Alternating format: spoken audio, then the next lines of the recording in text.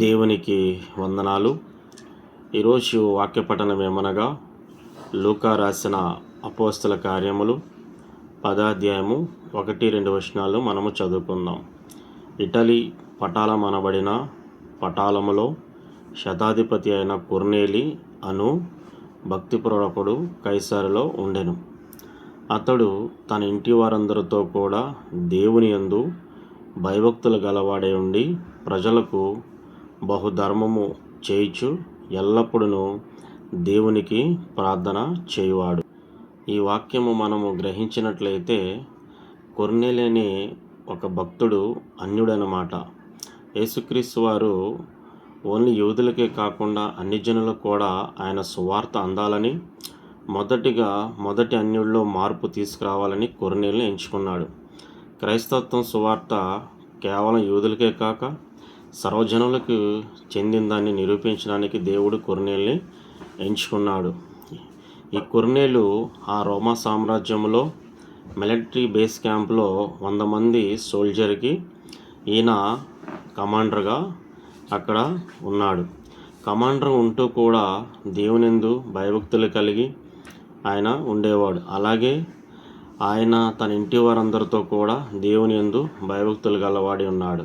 ఇక్కడ ఆలోచన చేయండి, పరిశుద్ధ గ్రంథంలో అబ్రహాం ఇంట్లో అబ్రహాము, శారా, అలాగే తన పెద్ద దాసుడు, తన ఇంట్లో ఉన్న 318 మంది ఆ యొక్క సర్వెంట్స్, అలాగే తన ఏకైక కుమారుడు ఇస్సాకు, వాళ్ళతో పాటు తనతో నివసిస్తున్న జంతువులన్నీ కూడా భక్తిలో ఉన్నాయని మనకి బైబిల్ తెలియజేస్తున్నాయి.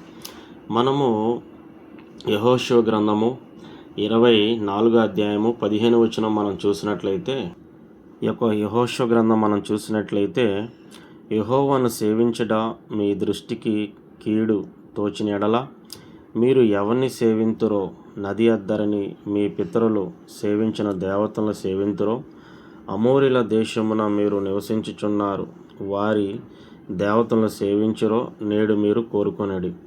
మీరు ఎవరిని సేవింప కోరుకునేనను నేను నా ఇంటి వారును యెహోవాను సేవించేదనని అనెను.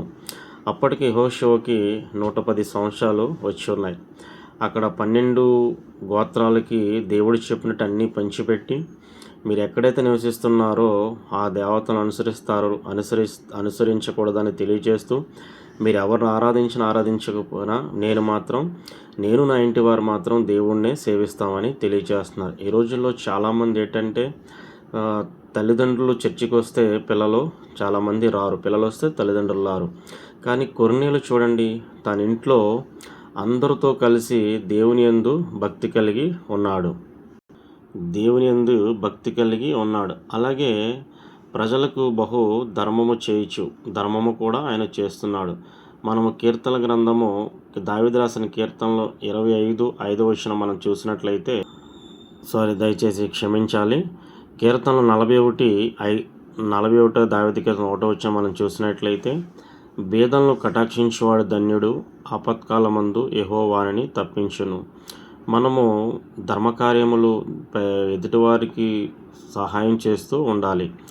అలాగే ఇతను చూడండి ఎంతో గొప్ప కార్యములు చేస్తున్నాడు. అలాగే మనము కొర్నేలి విషయంలో మనం కూడా గమనించినట్లయితే ఎల్లప్పుడూ దేవునికి ప్రార్థన చేస్తున్నాడు. మన లోకాసువార్త 18వ అధ్యాయం చూసినట్లయితే, అలాగే 1 తెస్సలోనికైయులు 5:17 చూసినట్లయితే, విసుగుగా నిత్యం ప్రార్థన చేయండి, నిలకడగా ఉండి ప్రార్థన చేయండి అని బైబిల్ మనకు తెలియజేస్తుంది.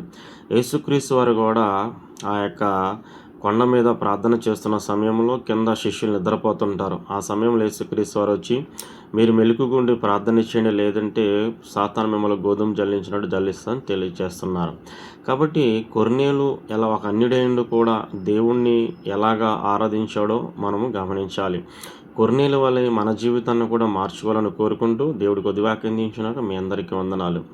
ఈ వాక్యం మీకు నచ్చినట్లయితే సబ్స్క్రైబ్ చేయండి, మా ఛానల్ని అలాగే లైక్ చేయండి. ఆమేన్.